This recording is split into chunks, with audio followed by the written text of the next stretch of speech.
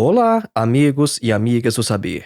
Neste episódio de hoje falaremos sobre os filósofos pré-socráticos. Filósofos pré-socráticos são geralmente filósofos que viveram antes de Sócrates ou então foram seus contemporâneos.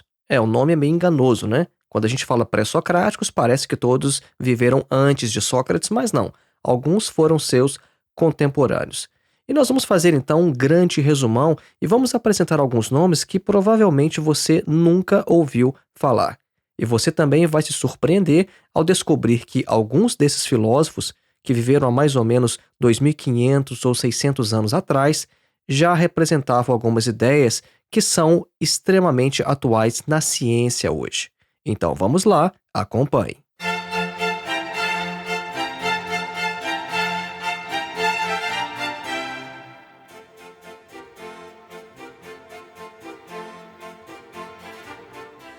Antes de iniciar, um breve recado. Faça sua inscrição em nosso curso de Introdução à Filosofia, dos Pré-Socráticos a Sartre. Nosso curso tem mais de 14 horas de duração, oferece total flexibilidade, pois não há data nem de início e nem de término, e você ainda recebe um certificado ao final. O nosso objetivo é colocar você em contato direto com alguns dos principais textos de toda a história da filosofia. Então, ao invés de você ler comentadores ou literatura secundária falando sobre os filósofos, não, os nossos vídeos vão te preparar para que você leia diretamente textos de autoria de Platão, Aristóteles, Sêneca, Marco Aurélio, Santo Agostinho, Tomás de Aquino, René Descartes, Immanuel Kant, Hegel, Marx, Nietzsche, Sartre, etc. Para mais informações, acesse o link que está na descrição deste episódio ou então o link que você pode encontrar em nosso site www.filosofiaepsicanalise.org. E o nosso segundo e último recado é sobre o meu mais novo curso, A Filosofia de Karl Marx, uma introdução. Este curso tem mais de 8 horas de duração falando apenas sobre Karl Marx. E aqui também o acesso é vitalício e você pode fazer com total flexibilidade, sem data para iniciar ou finalizar. Então, adquirir um desses cursos é como adquirir um livro, só que bem mais barato. Uma vez que você tem acesso ao curso, você tem acesso para sempre. Para mais informações e fazer a sua inscrição, basta clicar no link que está na descrição deste episódio, ou então o link que você pode encontrar em nosso site, mais uma vez, www.filosofiaepsicanalise.org. Voltemos então ao nosso tema, os filósofos pré-socráticos. A filosofia, tal como nós a conhecemos no Ocidente, é uma criação grega.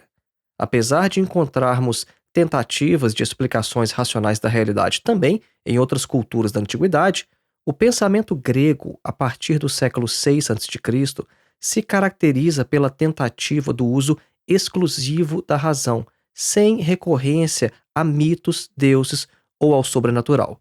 Por essa razão, considera-se a filosofia como uma criação grega. Claro que esse desligamento da filosofia grega da religião dos mitos não foi algo que aconteceu de um só golpe, de uma só vez. Foi um processo gradual. Mas o que aconteceu na filosofia grega naquele período é diferente do que aconteceu em outras culturas também no mesmo período ou anterior. Inclusive, Hegel fala sobre isso quando ele vai explicar a história da filosofia, e Hegel é da posição de que o que a gente encontra em outros países, em outras épocas, em outras culturas, é muito mais próximo de uma sabedoria do que, de fato, uma filosofia. E eu acho essa distinção de Hegel bem importante. Uma coisa é uma sabedoria, outra coisa é o que, de fato, é a filosofia. E isso, na percepção do Hegel, só aconteceu com os gregos. Claro que os gregos, por sua vez, foram influenciados por outros povos, por outras culturas. Claro que eles não desenvolveram a filosofia a partir do nada, sozinhos. Houve uma grande troca cultural, mas a gente não pode dizer que os gregos simplesmente importaram ideias de outros lugares de maneira acrítica e que não trouxeram nenhuma contribuição. Porque é muito comum de ver tentativas de militância teórica no campo da filosofia e dizendo que os gregos, por exemplo, eram piratas, do mundo das ideias, que a filosofia grega é pirataria grega. Eu acho isso um completo absurdo. É claro que os gregos tiveram contribuições importantíssimas de outros povos, mas dizer que os gregos unicamente piratearam ideias de outros lugares sem dar sua própria contribuição, sem trazer sua originalidade, Isso já é passar do ponto. Os primeiros filósofos gregos são chamados de pré-socráticos. E essa distinção se aplica pelo fato de terem vivido ou antes de Sócrates, ou então de terem sido seus contemporâneos, né? Nós já falamos isso aqui neste episódio. Agora, o que une os filósofos pré-socráticos? O projeto filosófico comum a praticamente todos eles era a busca da arquê, isso é, a substância fundamental de que é formada a realidade. Preste bem atenção que eu disse o projeto filosófico comum a quase todos eles. Tem filósofos pré-socráticos que simplesmente não darão tanta ênfase assim a essa busca da arquê. Isso é mais os filósofos naturalistas pré-socráticos. Então, Tales de Mileto. Tales é considerado o primeiro filósofo e pai da filosofia. Ele veio de uma cidade chamada Mileto, na Jônia, que hoje está na Turquia, e ele foi responsável pelo início da chamada filosofia da physis, né? Physis é um termo que pode ser traduzido como natureza, mas ela é entendida na língua grega em um sentido bem mais amplo do que a nossa própria concepção de natureza hoje. Tales de Mileto, inclusive, foi responsável pela previsão de um eclipse, algo que despertou a admiração de seus contemporâneos e também de filósofos posteriores. Tales observou, entre outras coisas, que tudo precisa de umidade para existir e crescer, e que aquilo que morre se seca. Tales então chegou à conclusão de que a arquê, essa substância primordial, era a água. Só que essa água não deve ser confundida com aquela água que nós bebemos. Não, essa água de Tales é antes uma physis líquida totalizante, algo mais próximo de uma certa umidade. E outro detalhe que vale mencionar é que o próprio Tales nunca chegou a utilizar o termo arquê. Só para ficar mais claro, esse termo arquê significa basicamente princípio, né? E ele é escrito com A-R-K-H-E e acento circunflexo no E, arquê. Depois de Tales, temos Anaximandro.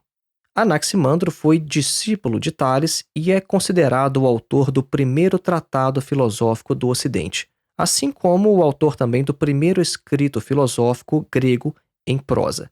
Ao contrário de Tales, Anaximandro se pergunta como e por que da arquê todas as coisas são derivadas.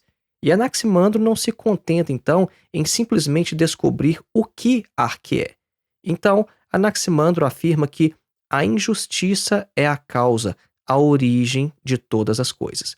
Só que por injustiça, Anaximandro se refere à predominância de um oposto sobre o outro. Então, a gênese do cosmo, isso é, de tudo que existe, na concepção de Anaximandro, se dá a partir de um movimento eterno, em que geram-se os primeiros dois contrários, o frio e o calor. E o discípulo de Tales foi pioneiro ao sustentar que a Terra não tem necessidade de sustentação material no espaço. E Anaximandro, vejam bem, ele também afirmou o seguinte: ele afirmou que a vida teve origem na água, com animais aquáticos que evoluíram. Então, Anaximandro, discípulo de Tales, é um antigo precursor da teoria da evolução de Charles Darwin.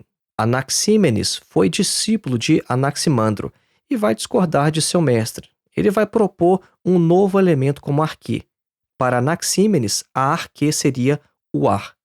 A origem de todas as coisas se dá na tensão da realidade originária, que é a condensação e a rarefação. Anaxímenes se maravilhou ao perceber que os contrários eram gerados por esses dois estados do ar. Assim como quando a gente pode fazer um teste, né? Quando nós sopramos em nossas próprias mãos o ar rarefeito, isso é, quando a gente solta ar quente pela boca, quando a gente sopra com a boca mais aberta, e o ar condensado, isso é, o ar mais frio, quando a gente sopra com a boca menos aberta fazendo um biquinho. Tipo, quando, né, a gente queima a mão, por exemplo, e a gente quer soprar para resfriar, a gente sopra não com a boca aberta, mas com a boca mais fechada. Então, Anaxímenes percebeu essa relação entre condensação e rarefação e, além disso, ele foi mais rigoroso, logicamente, do que os seus antecessores. Depois nós temos Heráclito de Éfeso, conhecido também como o Obscuro, porque ele escrevia e falava de forma obscura e não fazia questão que ninguém o entendesse, né? Dizem que devido à sua misantropia ou ao desprezo que tinha por todo mundo, e por tudo aquilo que era honrado em sua época. Heráclito propõe o fogo como arquê.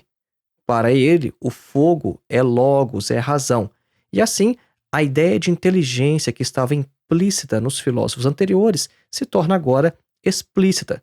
Heráclito percebe a realidade essencialmente como movimento, assim como, por exemplo, o crepitar do fogo. Para ele, tudo é uma ininterrupta mudança, e daí aquela frase célebre: não se entra duas vezes no mesmo rio. Com isso, ele queria dizer que uma pessoa, ao tentar entrar em um mesmo rio pela segunda vez, estará, na verdade, entrando em um rio diferente, que já fluiu, que não é mais da mesma forma que era antes. De fato, se a gente pensar bem, até mesmo a própria pessoa já estará, no mínimo, ligeiramente diferente de que quando entrou no rio pela primeira vez. Agora, há ainda uma discussão quanto ao fato de Heráclito realmente ser um filósofo que buscava um marquê. Há uma linha de interpretação que afirma que o fato de ele ter proposto o fogo como realidade básica fundamental seria, na verdade, uma negação de que exista uma substância estável que possa ser considerada a arquê. Só que a posição contrária é a mais aceita. E é interessante notar também que Heráclito é extremamente atual, porque Hegel afirma que não tem nenhuma frase, nenhum aforismo de Heráclito que ele não tenha incorporado em sua obra Ciência da Lógica. E nós sabemos que a dialética hegeliana está dentro do pensamento marxista, né, que Marx trabalhou a partir da dialética hegeliana. Então, se nós falamos hoje em dialética em Karl Marx e em Hegel, nós devemos muito a Heráclito. Depois nós temos Pitágoras. Pitágoras é alguém sobre quem nós pouco podemos afirmar com segurança, porque a sua história é encoberta por mitos, porque desde a fase final de sua vida, ele já não era mais visto como um humano, mas sim como alguém superior, um tipo de semideus. Para Pitágoras, o princípio é o número e os seus componentes. A doutrina de Pitágoras é difícil de reconstruir porque ele mesmo não deixou nada escrito, e muitas de suas doutrinas eram esotéricas, né? Esotéricas escrito com S, né? Porque tem a palavra esotérica que é escrito com X. Então, suas doutrinas eram esotéricas porque elas eram restritas a um grupo seleto de discípulos e iniciados e não eram divulgadas ao público geral. Para Pitágoras, um número não é algo que existe por si só, mas é ele mesmo derivado de outros elementos que são indeterminado ou ilimitado, determinante ou limitante, ímpar masculino, par feminino, ímpares quadrados, pares retangulares. Outro filósofo pré-socrático muito importante é Xenófanes, que foi não só filósofo, mas também rapsodo, e foi o primeiro a criticar o antropomorfismo da religião grega. Pensador independente, ele não se filiou e nem criou nenhuma escola filosófica. Para ele, Deus é o cosmo. Ele considerou a terra e a água como os princípios, mas apenas de nossa terra e não do cosmo inteiro. E chegou a apresentar fósseis marinhos nas montanhas como prova de que já houve água nesses locais. É algo que, quando a gente pensa hoje, né, parece algo cientificamente muito mais próximo a nós, mas o Xenófanes já havia percebido isso, que os mares se movem ao longo da história e que lugares que hoje são montanhas, na verdade, têm fósseis marinhos e já foram, na verdade, ou o fundo do mar, ou pelo menos um lugar que já teve água. Depois nós temos Parmênides, também chamado de filósofo do ser. Ele teve como mestre um filósofo pitagórico e apresentou a sua teoria das três vias do conhecimento. As três vias são a via da verdade absoluta, a via das opiniões falazes e a via da opinião plausível. Parmênides afirmava que o ser é e não pode não ser, e que o não ser não é e não pode ser de modo nenhum. Foi o principal opositor de Heráclito, o dialético, e identificava o caminho dos sentidos como o caminho do erro. O seu princípio salvava ou explicava o ser, mas não os fenômenos. E um dos filósofos mais interessantes entre os pré-socráticos é Zenão, que foi um filósofo que concentrou seus esforços em refutar os opositores de Parmênides. Zenão inaugurou o argumento chamado reductio ad absurdum, né, que em latim quer dizer redução ao absurdo, e foi o assim chamado fundador da dialética. Mas observando aqui que dialética é um termo que tem diversos sentidos, e quando a gente fala de uma dialética, por exemplo, em Platão, não é a mesma coisa de uma dialética em Heráclito, em Hegel ou em Marx, por exemplo. Tá? Mas de certa dialética, o Zenão é considerado o fundador. Ele desenvolveu inúmeros argumentos para refutar o movimento e a multiplicidade, chamados de paradoxos de Zenão. Você pode encontrar muita gente, inclusive do campo da física, por exemplo, lidando com esses argumentos de Zenão até hoje, porque Zenão queria mostrar que a natureza do movimento é contraditória, né? Pelo menos essa é a visão do Hegel. Zenão não queria mostrar que o movimento é impossível, mas que o conceito de movimento encerra uma contradição. Então, entre os vários argumentos de Zenão sobre o movimento, encontra-se o argumento da flecha, que é basicamente o seguinte: imagine a situação na sua cabeça agora. Um arqueiro lança uma flecha do ponto A até o seu alvo, o ponto B.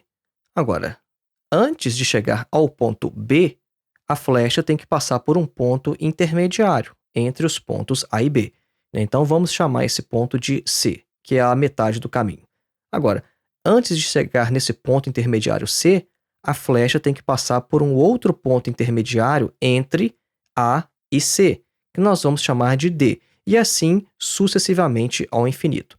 Então, dessa forma, Zenon quer mostrar o seguinte: o movimento da flecha é uma ilusão e ela nunca nem mesmo sai do lugar, porque se a gente for fazer a divisão entre a metade da metade da metade da metade e levar isso ao infinito, isso quer dizer que a flecha, para chegar ao ponto B, teria que percorrer um número infinito de pontos. Agora, é impossível percorrer o infinito, logo, o movimento é uma ilusão. Nós já falamos sobre inúmeros filósofos até agora neste episódio e ainda vamos falar sobre alguns mais. Então vamos fazer agora a nossa clássica pausa musical a fim de que você tenha um pouco mais de tempo para absorver o conteúdo exposto até aqui. Nós vamos ouvir uma peça de Georg Friedrich Händel, compositor nascido em fevereiro de 1685 na Alemanha e falecido em abril de 1759 no Reino Unido. O nome dessa música é How Beautiful Are the Feet.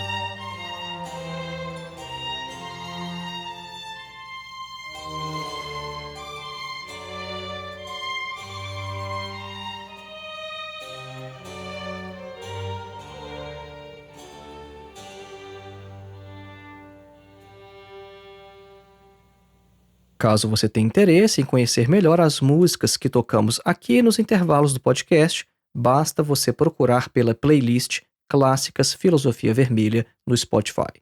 Voltemos então ao nosso tema, os filósofos pré-socráticos. Outro filósofo pré-socrático bem interessante que devemos mencionar é Melisso de Samos, que foi o grande sistematizador de uma escola filosófica chamada Escola Eleática. Melisso de Samos corrigiu Parmênides, afirmando que o ser é eterno, infinito, uno, igual, imutável, imóvel e incorpóreo, isso é, sem forma, não imaterial.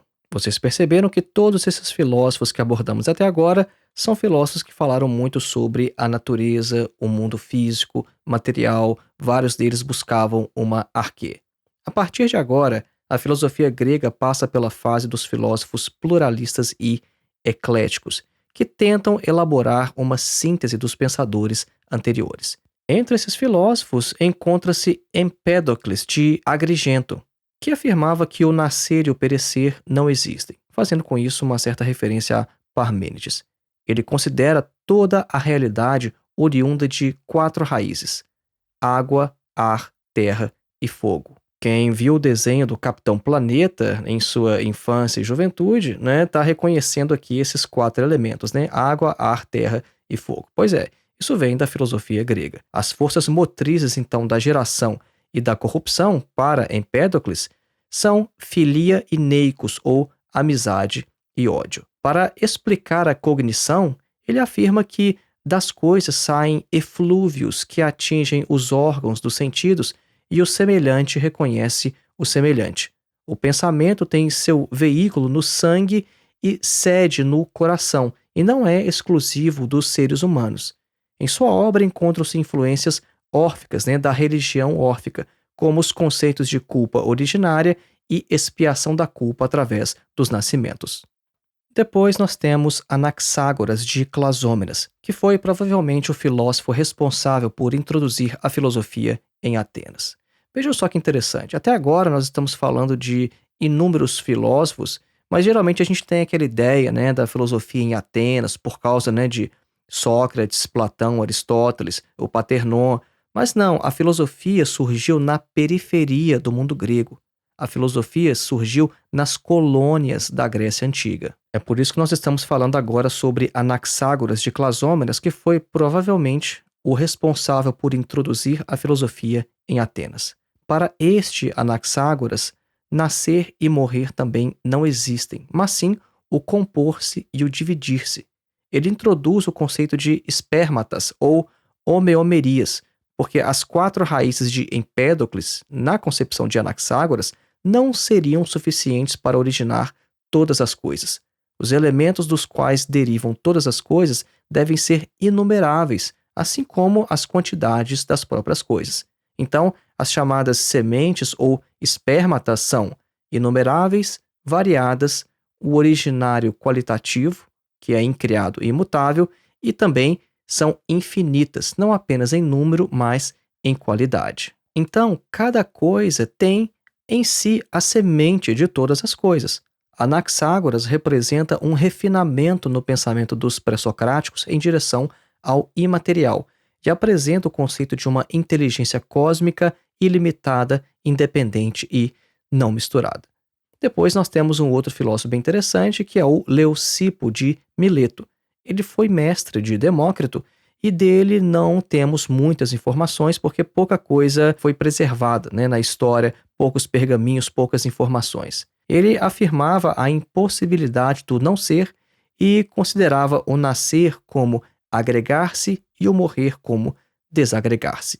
Depois nós temos então o Demócrito de Abdera, que era um atomista e representou uma das últimas tentativas de resposta ao problema do ser, escola eleática mais uma vez, isso dentro da filosofia da física. Ele foi um dos descobridores do conceito de átomo, conceito tão importante para nós hoje em dia, Pois é, isso já estava lá então com Demócrito de Abdera. Então ele foi um dos descobridores do conceito de átomo e também afirmava a impossibilidade do não ser. Para Demócrito, os átomos são infinitos e invisíveis por sua pequenez e volume, além de serem indivisíveis, indestrutíveis e imutáveis. Os átomos estavam, portanto, mais próximos do ser eleático, né, da escola eleática, do que os elementos de Empédocles ou as homeomerias de Anaxágoras, porque os átomos seriam qualitativamente indiferenciados. Todos são um ser pleno em si mesmos, e pelo fato dos átomos serem infinitos, segue-se disso que infinitos mundos derivam deles. Para Demócrito não existe nenhuma inteligência ordenadora, porque para ele a inteligência segue ao átomo e não o precede. Ele afirma também que o conhecimento deriva dos eflúvios dos átomos que se desprendem de todas as coisas, e que aqueles em nós reconhecem aqueles fora de nós. O semelhante reconhece o semelhante, assim como Empédocles já havia afirmado. Lembra que no início deste episódio eu afirmei que vocês ouviriam vários nomes que provavelmente vocês nunca tinham ouvido antes? Pois é, eu acredito que isso já aconteceu até este momento. E, claro, você não tem que decorar todas essas informações aqui, porque não é esse o objetivo. Mas é unicamente para te trazer uma visão panorâmica, a dimensão de toda a discussão que estava acontecendo na filosofia antes de chegarmos a Sócrates. E a gente pode perceber também que não havia essa divisão entre filosofia e ciência. Essa divisão, na verdade, é bem recente, porque Isaac Newton, por exemplo, ainda era chamado de filósofo da natureza. Então, os filósofos eram os cientistas da antiguidade. É por isso que esses filósofos estavam tão ocupados com questões da natureza, ou da chamada physis. Depois nós ainda temos Diógenes de Apolônia, que representa uma involução no sentido eclético.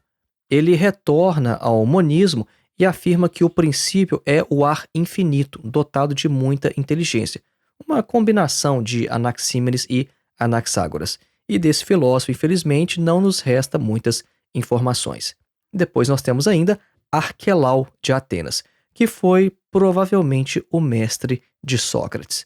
Provavelmente ele falava algo sobre ar infinito e inteligência, mas infelizmente não nos chegaram muitas informações sobre esse Arquelau de Atenas. Ainda entre os pré-socráticos, nós podemos contar os sofistas, que na verdade foram não exatamente pré-socráticos no sentido cronológico, mas que foram contemporâneos a Sócrates. Os sofistas eram quem? Eles eram mestres itinerantes e cobravam por suas lições. Eles foram responsáveis por operar o deslocamento do interesse da filosofia da natureza para o homem. Essa é uma visão que, na verdade, é até discutida, né? Porque se a gente observar bem, alguns filósofos pré-socráticos, eles tinham também interesses não apenas na natureza, mas também no ser humano e na sociedade, tá? Então, quando a gente fala que os sofistas operaram esse deslocamento, a questão não deve ser entendida de maneira tão radical a ferro e fogo. Essas mudanças históricas são sempre graduais. É importante a gente compreender o surgimento dos sofistas tendo em vista a situação histórica, material, concreta do período. Então, o que estava acontecendo ali, principalmente em Atenas?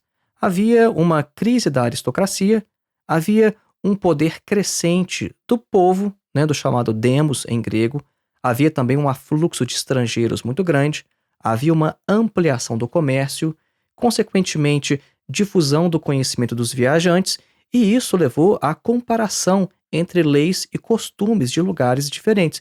Isso é muito importante, porque os sofistas são vistos como relativistas, porque eles sabiam que certos costumes e valores que se aplicavam a uma determinada sociedade não se aplicavam a outra. Agora, nós temos que considerar também que os sofistas não são um bloco compacto em si, mas visavam as mesmas finalidades e com esforços independentes.